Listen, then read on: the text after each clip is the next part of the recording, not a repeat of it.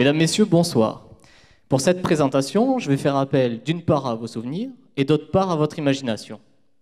Mais tout d'abord, parlons du tritium, du seul radioisotope naturel de l'hydrogène. Il est présent dans tous les compartiments de l'environnement et surtout sous différentes formes. Des formes que l'on va qualifier de libres, comme l'eau tritiée par exemple, et des formes liées, du tritium organiquement lié. C'est là que vos souvenirs vont vous être utiles, car la majorité du tritium sous forme libre va suivre le cycle de l'eau. Alors, vous avez tous en tête cette petite goutte d'eau qui va d'un nuage jusqu'à la mer. Eh bien, c'est pareil. Pour le tritium organiquement lié, il va suivre un tout autre chemin. Par différents processus naturels, il va s'intégrer, s'incorporer dans la matière vivante, notamment dans les végétaux, pour se lier à de la matière organique et suivre ainsi le fameux cycle du carbone. Alors, c'est bien beau tout ça, vous allez me dire, et alors? Eh bien, il se trouve que dans un grand nombre de cas, pour un même compartiment, qu'il s'agisse d'une rivière ou d'une forêt, les concentrations en tritium organiquement liées vont être bien plus importantes que les concentrations en tritium sous forme libre. Alors, pour expliquer ce déséquilibre, je travaille sur une hypothèse. C'est ce qu'on appelle la rémanence. Maintenant, c'est à votre imagination de prendre le relais. On va prendre comme exemple les essais nucléaires menés durant la guerre froide.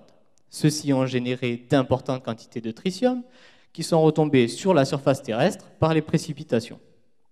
Puis, elles se sont incorporées dans la biomasse, dans les végétaux qui ont grandi avec, puis sont morts et ils se sont décomposés au sol pour former de la litière. Alors, ce n'est pas celle du chat, c'est une couche superficielle de sol. Par différents processus naturels, de ruissellement, d'érosion, cette matière organique a été exportée vers les cours d'eau.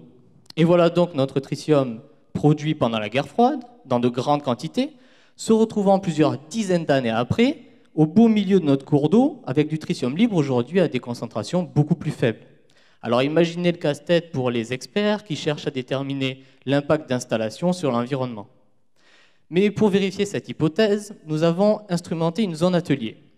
Nous avons prélevé des échantillons de cette zone marquée par des rejets passés plus importants que ceux d'aujourd'hui, des échantillons de végétaux, de sols, de sédiments.